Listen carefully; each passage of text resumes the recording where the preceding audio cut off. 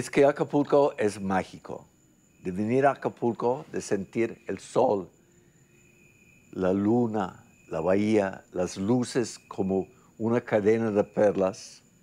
El mar azul como parece un lago, así todo divino. Ahorita la puesta de sol. Oh. I guess I remember the days when a Seneca, there was nothing there. En mi vida. Acapulco es lo que nos dio donde nacimos, crecimos y me dio lo que más amamos, que es la quebrada. Su clima, su calorcito que se te antoja disfrutar como este coco loco que estamos disfrutando ahorita, ese calorcito es mágico.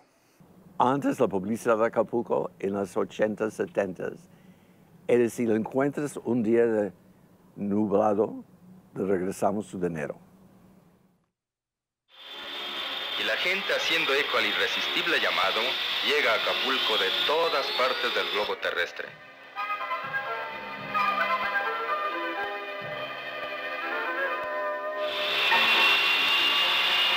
Son diversas las líneas aéreas que tienen vuelos a Acapulco.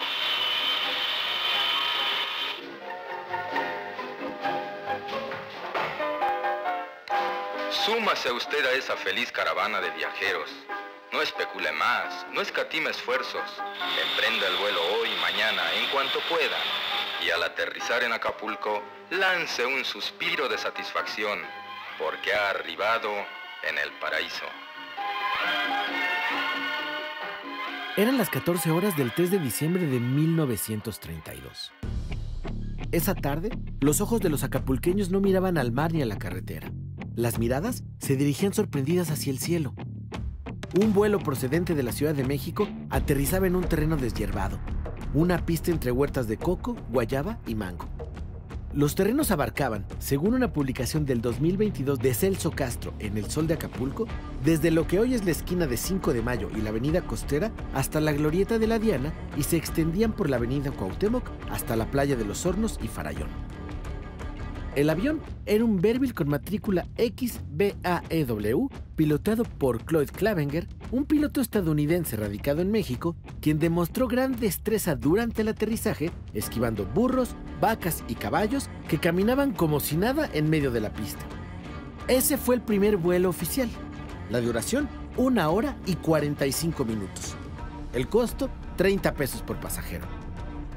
Así se dio inicio a la ruta aérea México-Acapulco. La historia que aquí contamos puede partir de cualquier lugar, pero siempre llega a Acapulco. Y hoy hemos llegado a bordo de una aeronave. Esto no es gratuito. Con los aviones y los aeropuertos llega a Acapulco el nuevo turismo, el jet set, o sea, la gente que viaja en jet. Cada vez es más fácil llegar y cada vez es más tentador quedarse y solo enviar postales de regreso.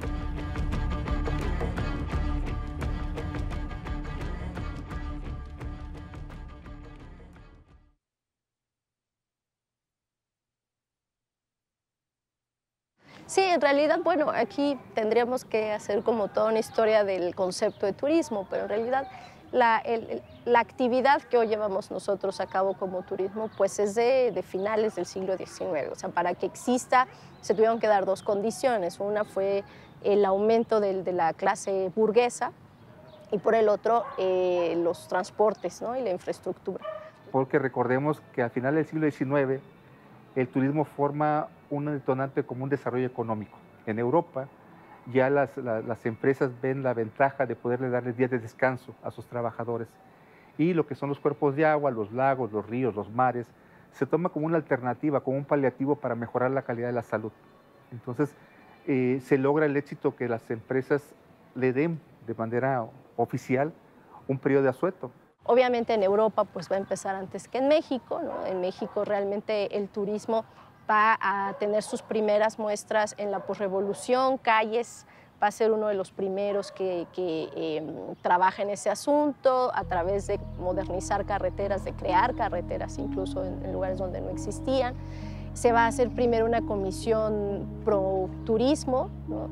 Con Emilio Portes Gil, pero todavía como que no se ve el potencial real del turismo. turismo, ¿no? Y va a ser Miguel Alemán, como este empresario presidente que él es, que va a hacer la Dirección Nacional de Turismo, lo que después, en el 74, se hace la Secretaría de Turismo, y de hecho en sus memorias él lo dice, ¿no? Yo identifiqué que esto era potencialmente un factor de riqueza. Y en Acapulco retoma ese proyecto que venía de Europa, que se aplicó en Brasil, que se aplicó en Argentina, y se diseña un destino turístico con esas cualidades, generando también la visión del mundo moderno. Es justo el periodo del fin de la Segunda Guerra Mundial, eso es muy importante, ¿no? Porque México aprovecha, digamos, las condiciones económicas que facilitan relacionarse con Estados Unidos, industrializarse, urbanizarse, etc.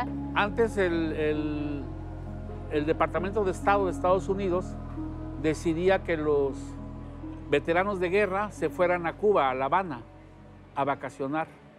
Cuando se empezó a mover la cuestión de no la revolución, pero las revueltas revolucionarias en Cuba, por seguridad de esos veteranos de guerra decidieron venir a Acapulco.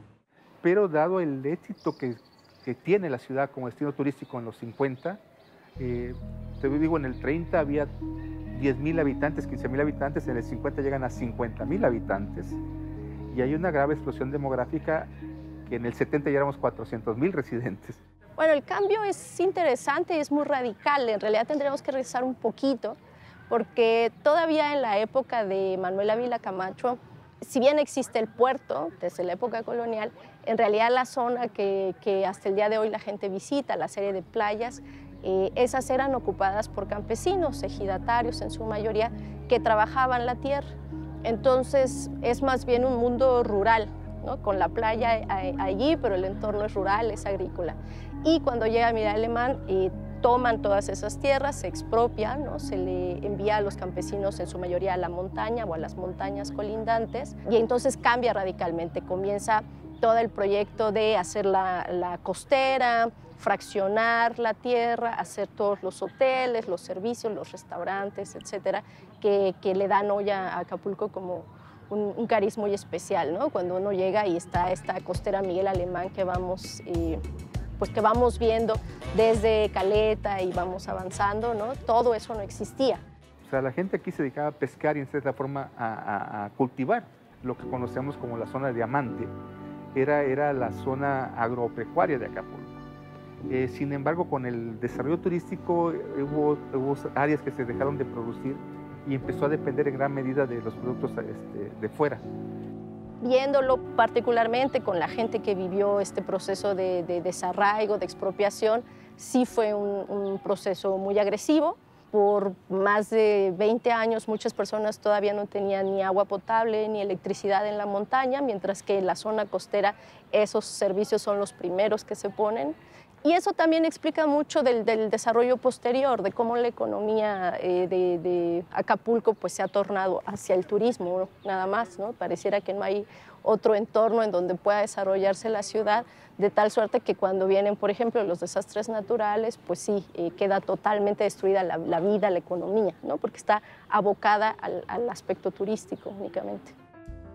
Los fondos para llevar a cabo la modernización de Acapulco se obtuvieron de la expropiación de terrenos ejidales, los cuales se transfirieron a la Junta Federal de Mejoras Materiales del Puerto, presidida por Melchor Perusquía, para fraccionarlos y venderlos.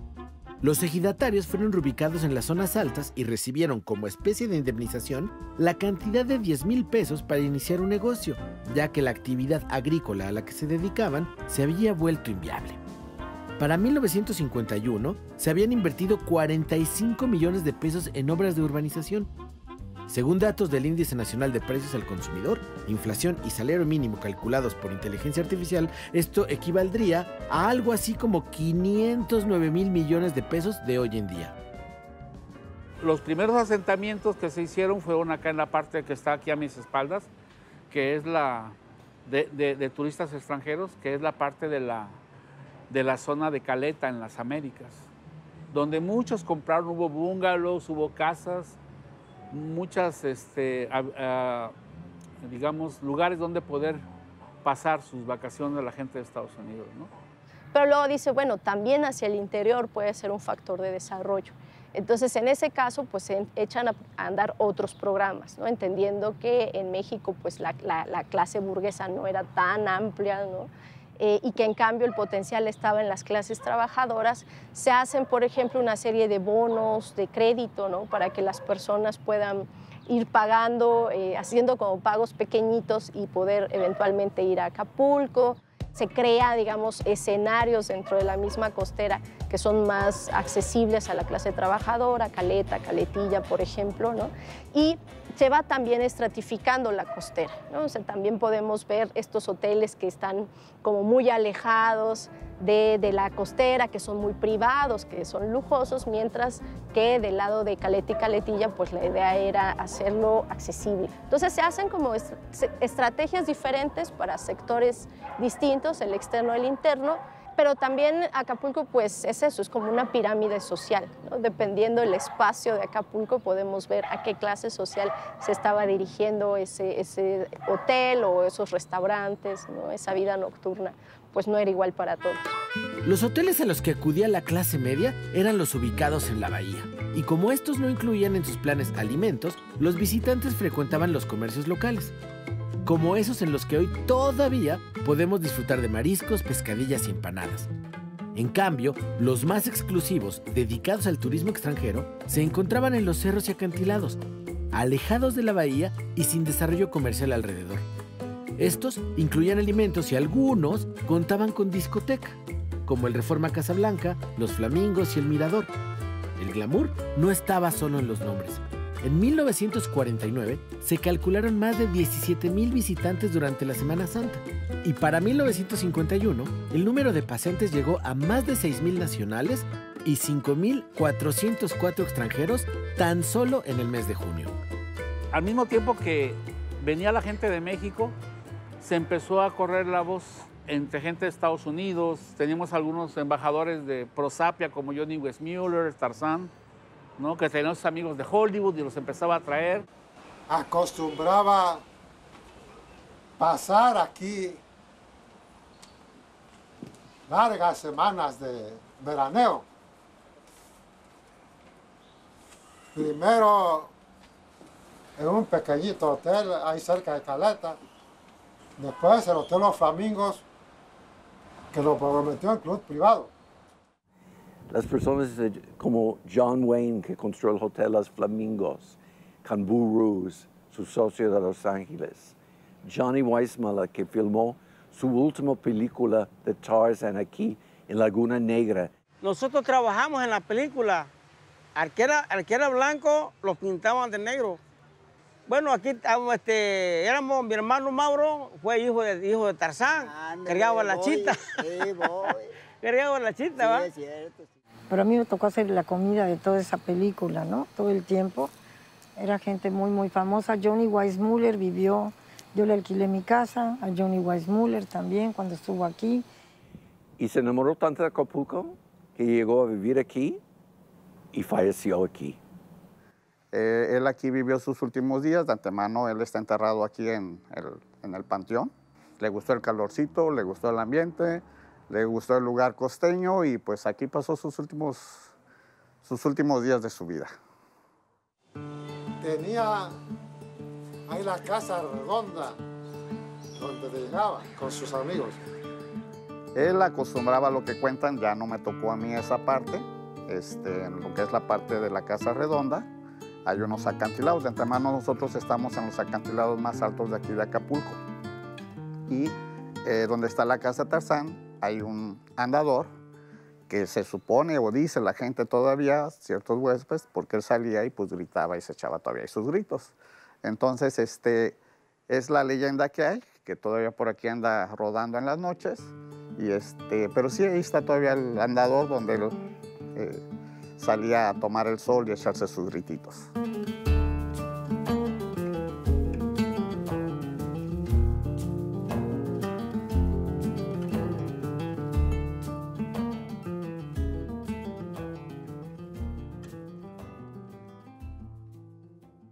Acapulco empezó a salir en el cine, en las películas. Empezó a hablarse de Acapulco en canciones, ¿no? Como María Bonita de Agustín Lara. María Félix se casó con el músico poeta Agustín Lara en la Ciudad de México y vino aquí al Hotel Papagayo en su luna de miel. El jarocho le compuso María Bonita, que es un promocional en beneficio de Acapulco. Según se la compuso aquí en la playa Hornos. Otros comentan que fue en Caleta, pero María Félix en sus memorias dice que fue aquí en la playa. Y hay que respetar su propio dicho de ella.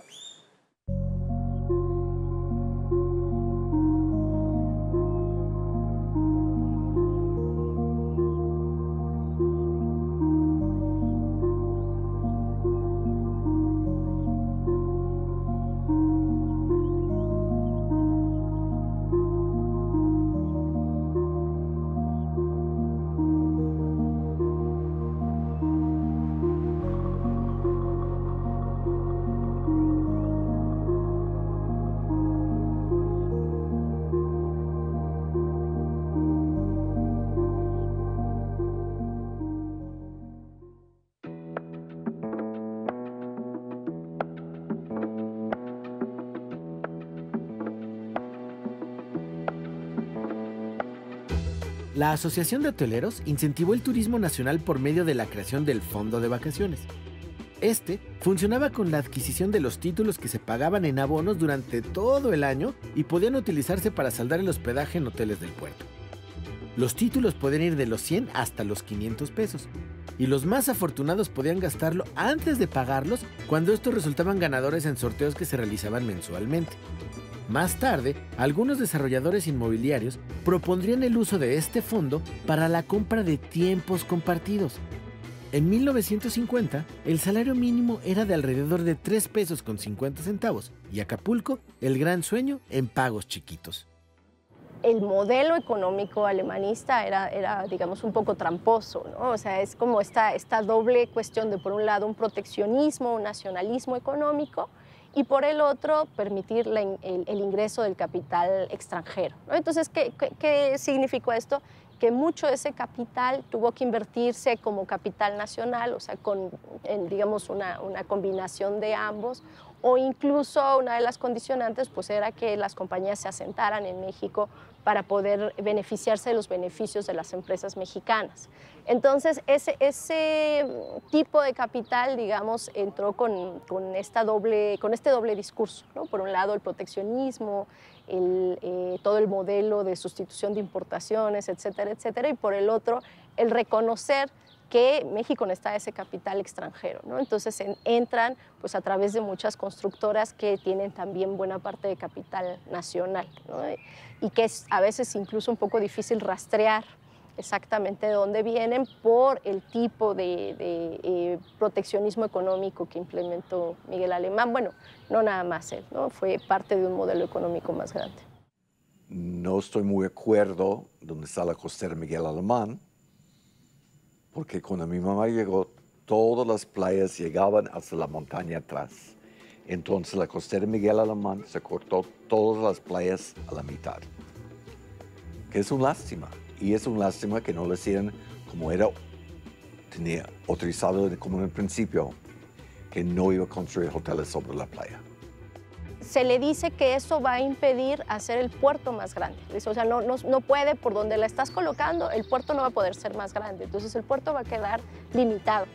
Y él le apuesta al turismo y dice, sí, está bien. Entonces, por ejemplo, ahí fue un momento de decisión importante en el que se va totalmente hacia el turismo, cuando se pudo quizás hacer la costera, no sé, un poco más hacia adentro, ¿no? Y hacer que el puerto fuera más grande para que respondiera al crecimiento económico posterior.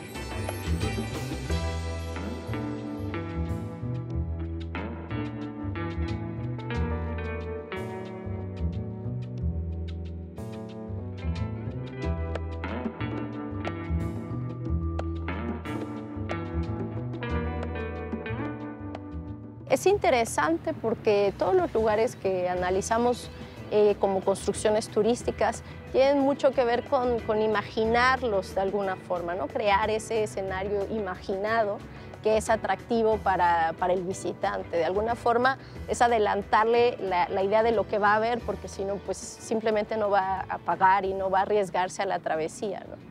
Entonces, en el caso de Acapulco, Miguel Alemán es en ese sentido muy astuto. Él se da cuenta que lo que necesita es vender un lugar paradisiaco, ¿no? Por un lado la playa, la cuestión del clima, por el otro la idea de que es un lugar moderno, es un lugar urbano, es decir, va a tener todos los servicios para el visitante, y tres, pues crear un glamour que no tenía Acapulco.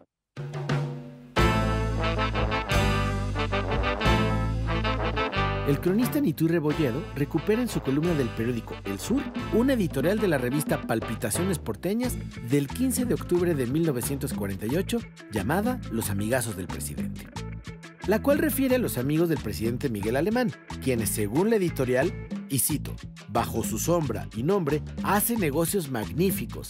Casos concretos tenemos a Méndez y Villela y Melchor Perusquía, llegados de Veracruz y que sin conocer el puerto, de la noche a la mañana, se hicieron amos y dueños del estado de Guerrero. Solo por ser amigazos del presidente, han manejado muchos millones, con los que han endeudado al puerto para sus obras públicas y hoy las han dejado a medias. Y es que el dinero ya se acabó y Perusquía a Europa voló. Época dorada de cine, dinero y glamour. En el mismo número se anuncia la cartelera del Cine Río, que proyectaría en función matutina Los Tres García y Vuelven los García. Por la tarde, Esquina Bajan y Nosotros los Pobres. Por la noche, Flor de Piedra y El Limpiabotas. El costo por función era de $1.50.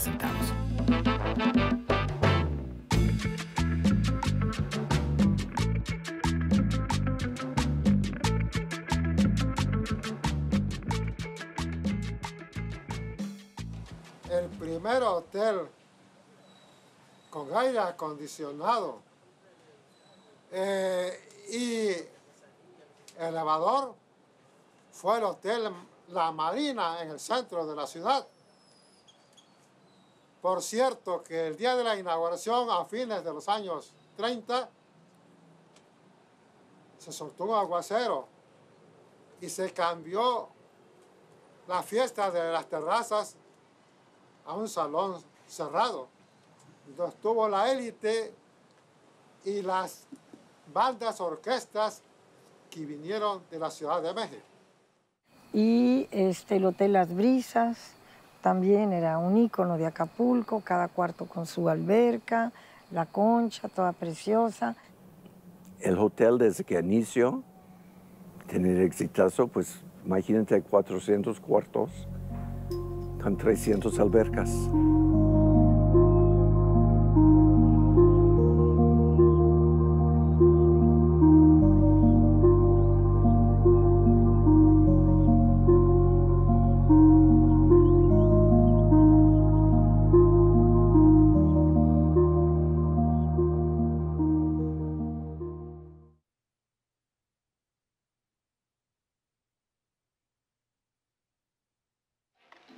Los nativos, conscientes de la dicha de ser oriundos de tan fascinante lugar, también han contribuido a aumentar los atractivos del bello puerto. Varios de ellos han aprendido a tirarse de clavado al mar desde la punta de una enorme roca denominada La Quebrada. En los años 30, los compañeros venían solamente a pescar. Se les atoraba el anzuelo, en ese tiempo era muy difícil de conseguir, así que cuando se les atoraba, bajaban tirándose un clavado y bajaban a desengancharlo. Las personas que venían aquí, los turistas que venían a ver la puesta del sol, se quedaban a verlos porque les impresionaba lo que hacían y les daban propina después. Teddy Stauffer llegó a trabajar al Hotel Casablanca. A él se le ocurrió, en el Hotel Mirador, que hicieran un restaurante que viviera hacia donde se tiraban los clavadistas, iluminarlo y todo, y entonces hacer el show de los clavadistas. Y de ahí vino el reto entre ellos y tirarse. Pero no lo hacían por el hotel, lo hacían por las chicas, que venían al lugar y los veían como valientes, guapos, aunque no fueran guapos. Pero era la valentía que lo veía la gente, lo veía gallardos, galanes. Mi esposa, aquí la conocí hace 40 años que estábamos juntos. Yo estaba normalmente esperando mi turno de clavado. Ella estaba en una de las terrazas de arriba. Me miró, preguntó por mí y su palabra primera que se le dio su voz, con él me voy a casar. Y miren, no mintió, aquí estamos. Tengo 14 años de edad y pues empecé a tirarme clavados porque es tradición familiar, viniendo desde mis primos, tíos y abuelo. Hoy tenemos una mayor amplitud, clavados de vuelta y media, holandés, antorcha humana, que es uno de los más peligrosos que tenemos, porque al hombre lo visten con un traje especial y le ponen gasolina en todo su cuerpo y lo prenden y así como está, en la parte alta se arroja al mar. Es un atractivo único. Cada clavado puede ser diferente. En uno puede salir bien y en el otro puede salir lesionado o hasta quebrado el brazo, algo así. Llegas a la parte alta, saludas al público y antes de realizar tu clavado, tenemos ahí atrás a la Virgen de Guadalupe. A ella le pedimos primero por nuestra familia, por si es la última vez que la vamos a ver, que nos la cuide, que la proteja, a nuestros hijos y nosotros. Pues no pensaba nada, nada más dejaba mi mente en blanco y escuchaba la respiración, mi respiración. El tronar de las olas con las piedras. En el 95 tuve un impacto con el agua que me ocasionó una peritonitis. Se me reventaron los intestinos, pero aún era trabajador. Yo me recuperé y a los 3 meses seguí trabajando. Pero eso me trajo consecuencias de 13 operaciones, hasta de colostomía. El dejar de hacer mi profesión me dolió mucho. Yo tardé 1 año para poder ver a los ojos al mar. Nuevamente me dolió mucho pues dejar de hacer lo que me encantaba a mí pues. Sí, yo digo que sí, es como un símbolo de Acapulco, porque es como si no vienes a la quebrada, es como si no vinieras a Acapulco. Que seguimos siendo el ícono, la representación del estado de Guerrero, no solo del estado de Guerrero, de México. Por cualquier parte del mundo que usted vaya, regresan a ver a Acapulco y a México por los clavadistas de la quebrada. Nunca se quita el miedo. La altura máxima de la quebrada es allá arriba donde está la Virgen. Allá arriba mide 35 metros de altura. Esa es la parte más alta de la quebrada. Pero como ironía, el problema no es la altura, el problema es la profundidad del canal. Tenemos 4,5 metros de profundidad en el canal y para que todos ellos se puedan tirar, tienen que esperar a que entre una ola adecuada, que se llene lo suficiente el canal y puedan evitar tocar el fondo que es de pura roca.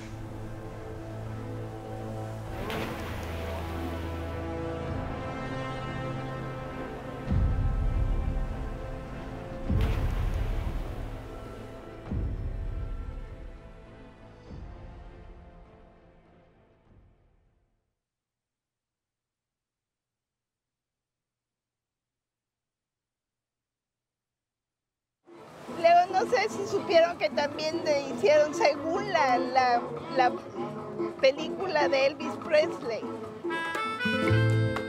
La película se llama Fun in Acapulco y fue estrenada en 1963. Aunque el filme se desarrolla en Acapulco y es protagonizada por el rey del rock and roll, hay quienes aseguran que él nunca estuvo en el puerto.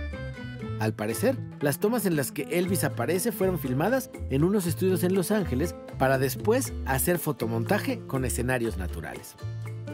El jet set venía a Acapulco y Acapulco iba a Hollywood, pero esta historia comenzó años antes. En 1957, cuando la película aún ni siquiera estaba proyectada, se publica una supuesta declaración de Elvis en la que había dicho que prefería besar a 3 mujeres negras antes que a una mexicana. Que es que así lo dijo. La supuesta entrevista se habría desarrollado en Tijuana, pero resulta que Presley no estuvo nunca en Tijuana. La entrevista nunca se realizó. Entonces, ¿qué fue lo que sí ocurrió?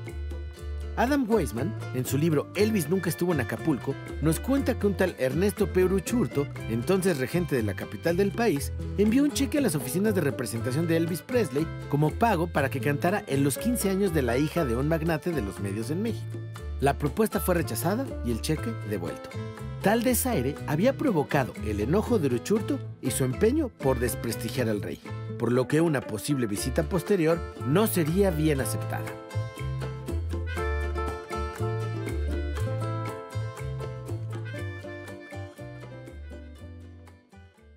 Elvis Presley cantó en La Joya del Hilton y después cantó en el Mirador, donde está la quebrada. Hay chismes que nunca estaba, es todo ridículo. Vino a mi casa a cenar. La gente encanta los chismes, le encanta decir historias, Pues si no tenían el gusto de conocerlos, pues no existía.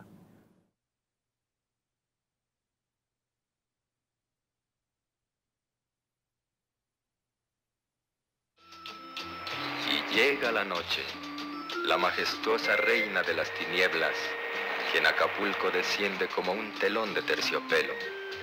La oscuridad tiñe con espesas pinceladas las playas, que pocas horas antes servían del bullicio de los bañistas. El mar aprueba con suave murmullo, y la brisa dócil mensajera envía un dulce susurro al oído. Noche en Acapulco, noche en el paraíso. Y después ya vienen los 70s, pues, ¿no? Con todo el boom, por ejemplo, en Acapulco era la capital mundial de las discos, la vida nocturna. Imagínate, yo trabajaba para Teddy Stauffer.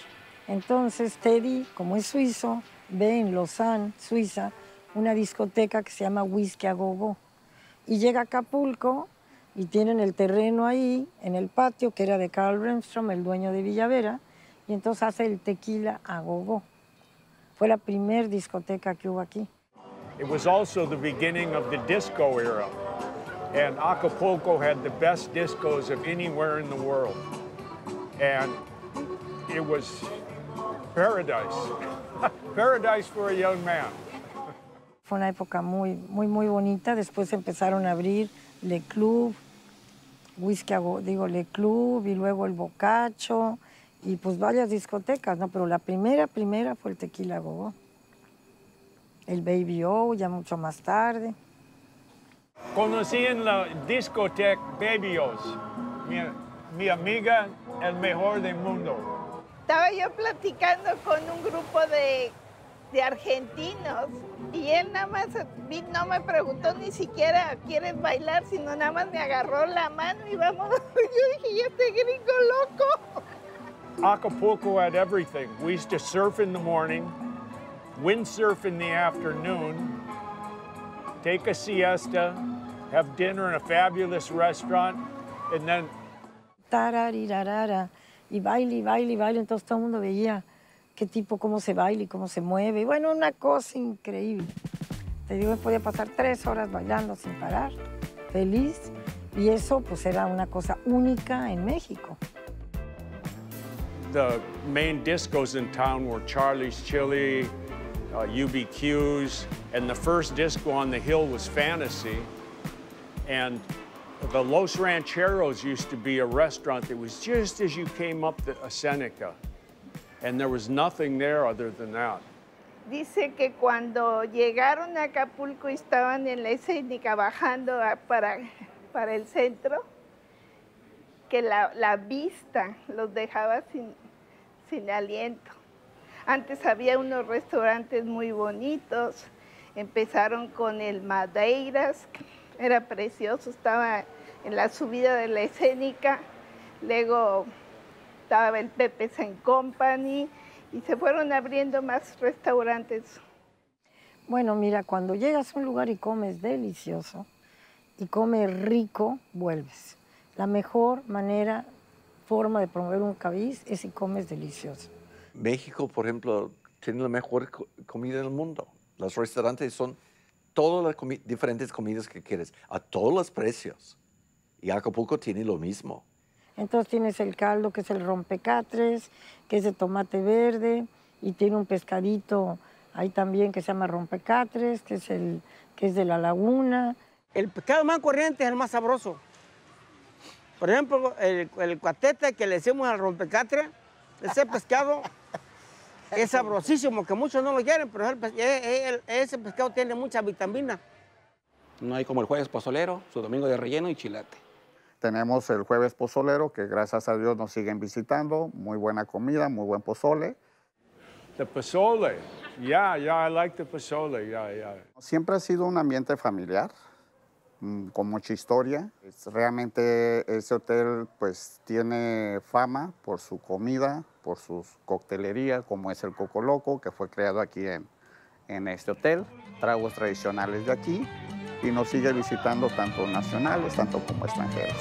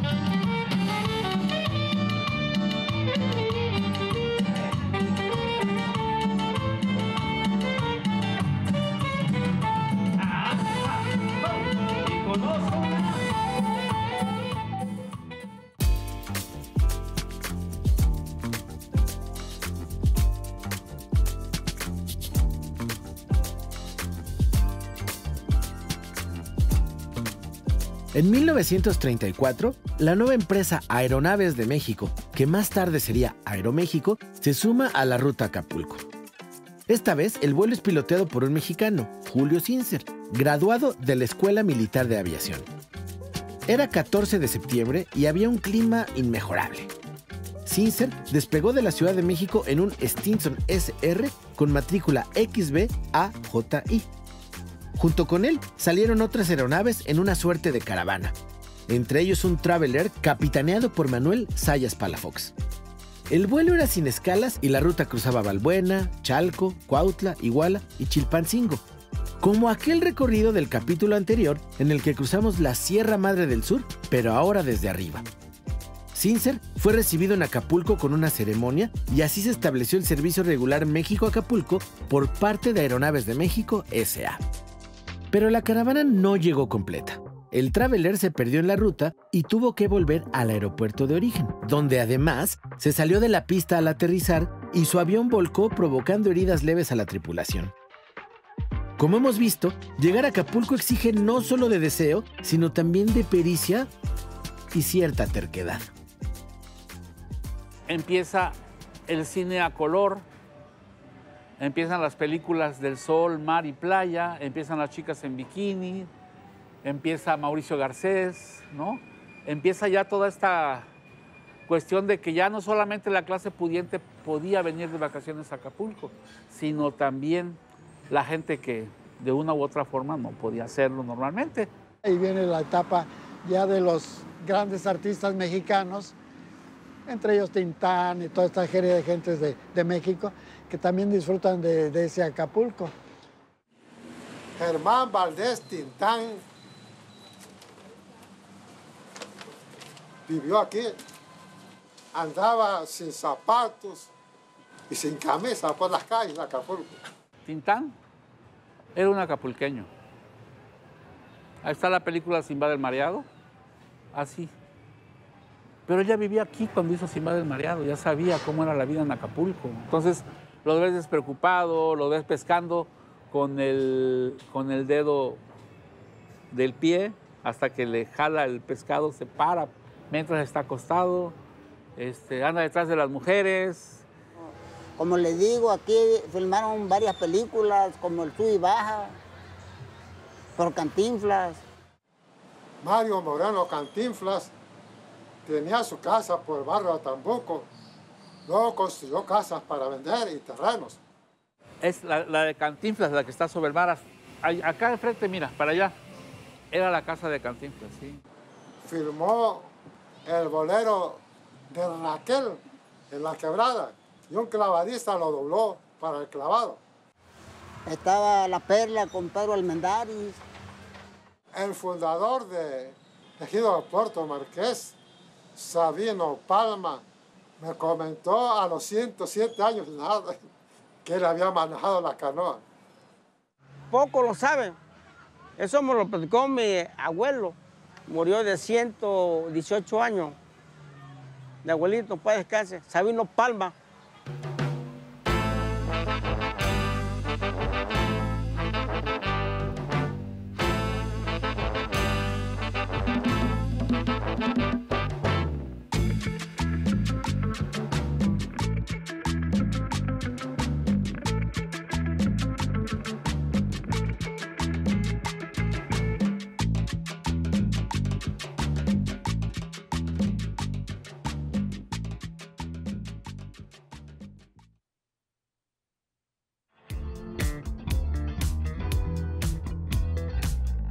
En 1940, la única localidad del estado de Guerrero que rebasaba los 10,000 habitantes era Iguala. Para 1950, la población en Acapulco era una de las mayores localidades en extensión territorial del estado y ascendía a más de 34,000 habitantes. Para entonces, existían ciertas restricciones que alteraban la cotidianidad de los acapulqueños en favor de la buena apariencia de la bahía y sus alrededores.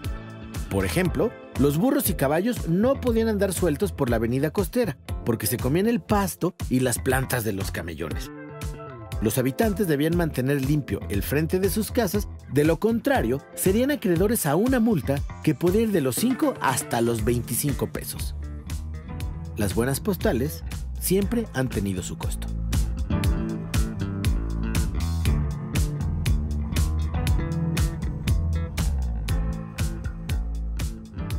Acapulco funcionó bien hasta los 70s. Y realmente era, pues, principalmente todo el turismo llegaba a lo que era la bahía. Aunque había zonas, ¿no? La parte de Pie de la Cuesta, del Poniente, la parte de Revolcadero en el oriente de la ciudad. Pero generalmente la gente se concentraba aquí. Y como estaba centralizado, pues obviamente también los servicios y la gente que vivía, pues empezó, te digo, a crear esta crisis, ¿no? Acapulco, dado el auge económico, tuvimos una explosión demográfica, te decía, en los 50 eran 52,000 habitantes, en el 70 se llegaron a casi 400,000, que tuvo repercusiones en lo que es el crecimiento de la ciudad. El 90% de la gente llegó del estado, proveniente de otras partes del estado, y se fueron asentando donde se les dio la oportunidad. De repente vimos que había mucha gente viviendo en Acapulco, que no alcanzaban los gobiernos a cubrir los servicios de los acapulqueños, cuando la gente empezó a vivir alrededor de Acapulco, cuando las aguas de las lluvias bajaban los desperdicios de la parte de los cerros y contaminaban la bahía. No había transporte, no había drenaje, no había electricidad. Fue una lucha constante que ha caracterizado a Acapulco, ese tipo de asentamientos irregulares que aún ahora desafortunadamente siguen prevaleciendo, ¿no? Porque no tenemos reserva territorial. Entonces como que se fue juntando todo, pero como tú sabes, cuando se junta todo de fuerte, se amalgama, pues llega un momento en que hace crisis un modelo.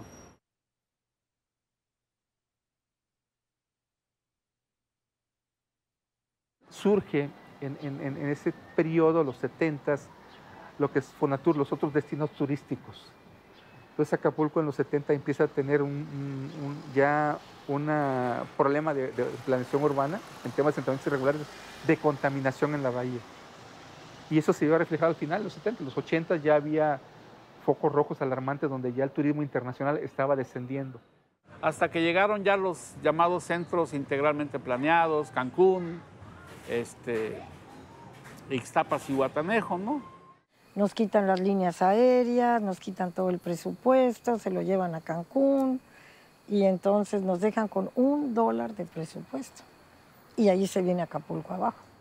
En este año precisamente se va a incorporar finalmente Acapulco como un centro integralmente planeado, pero después de que pasamos ya por todas las desgracias, ¿no? Nos surge repensar nuestro desarrollo económico. O sea, tenemos un amplio potencial con la naturaleza que nos dio un privilegio de la playa, pero también repensar en otras opciones, ¿no? Durante muchos años, 250 años, vivimos de cara al mar.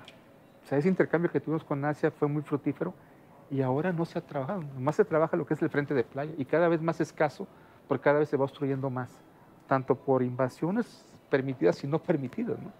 O sea, lo que tenemos es rescatar esta joya que es la bahía, y hay iniciativas, ¿no? Hay iniciativas como declararla como patrimonio natural, porque no todas, o sea, es la segunda más grande en el mundo en un momento dado, la primera en seguridad, hasta que llegó Otis y nos evidenció, pero aquí se podían alojar las naves sin ningún problema, ¿no? Creo que en realidad lo que hay que replantear es la actividad misma del turismo, ¿no? El turismo se ha planteado mucho como ir, visitar, observar al otro y regresar a casa. En realidad tendríamos que pensar más como en modelos de interacción económica, ¿no? Que permitan que realmente las personas que viven en ese lugar puedan beneficiarse de los recursos que se llevan. Este modelo, por ejemplo, de los hoteles todo incluido es horrible para las economías locales, ¿no? Condiciona muchísimo el ingreso que van a poder tener y lo condiciona además a las grandes cadenas transnacionales, ¿no? Entonces realmente tendríamos que replantear el turismo más bien como una actividad de realmente conocer al otro, de buscar escenarios en los que el dinero que se lleva tenga un impacto positivo en la población. Mi opinión es que a Acapulco nadie le quitará el primer lugar. Pues yo creo que es más interesante hoy Acapulco que hace 10 años. Yo creo que Acapulco, si sigue como está haciendo, reconstruyendo y mejorando, va a ser mucho mejor que nunca. Sus playas, su clima, su gente, el ambiente, tiene magia y te sientes a gusto. Aquí en este hotel te puedo comentar, ahorita todavía unas personas más, pero normalmente lo que es noviembre, diciembre, enero, todavía hay gente que nos viene a visitar por 2, 3, 4 meses y esta es su segunda casa. Todos los años, gracias a Dios, nos visitan, están aquí y se sienten en casa. Sí, cuando estás aquí ya no te quieres ir. 45 years ago, I met Patty. She's one of the best friends I have in the world. Aquí te curas de todo, de veras, aquí revives. Mucha gente por muchos años cree que Acapulco era México, era el capital, era todo. Y ese nombre no han perdido. Ese nombre todavía es mágica. Hablando que pues ya no es que el jet set lo dejó Acapulco. El jet set ya está muerto.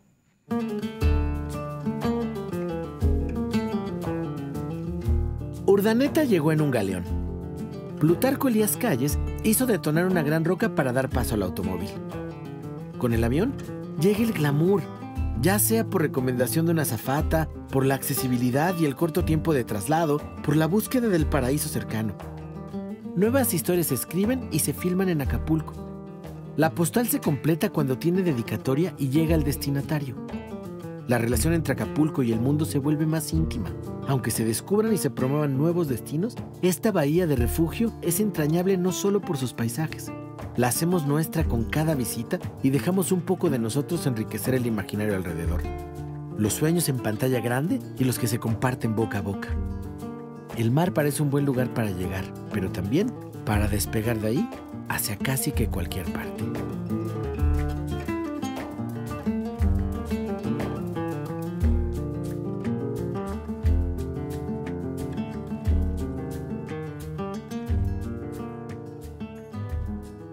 Pasa un recuerdo cada día y trato de estar afuera, en mi terraza. El puesto de sol de Acapulco es fenomenal. De ver de esa vista que es como Acapulco hace 70 años, de ver el amanecer, de ver la luna, de ver las estrellas fuerte cada noche, es un sueño.